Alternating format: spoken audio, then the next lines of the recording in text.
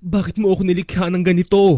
May mga taong hindi kontento sa kanilang natural physical appearance o sa size ng kanilang body parts o sa kanilang assigned sex at birth. Kaya nagpaparetoke sila, umiinom ng hormones o nagpapa-inject ng kung ano-anong pampalaki para lang ma-achieve ang body image o gender na kinakovet nila. But if I were you, ay tigilan mo na ang pagpaparetoke o ang pagpapalaki at pagpapaganda ng katawan at mas lalong wag kang magpapa-sex change dahil yan ay mas malaking kasalanan sa Diyos. And since hindi rin naman yan ang magiging katawan mo sa langit, ay sayang lang ang pera at oras na i-invest mo dyan. At kung mapapansin nyo, karamihan sa mga nagparetoke at nagpa-sex change ay nagsisi lang din sa huli dahil imbis na gumanda o lumaki ang kanilang body part ay mas lalo lang itong pumangit at lumiit. Tao lamang tayo at kung ano man ang meron tayo ay dahil sa biyaya ng Diyos. Kaya matutupo tayong makontento sa kung ano man ang ibinigay niya sa atin at wala po tayong karapatang tanungin ng Diyos ng bakit mo ako nilikha ng ganito?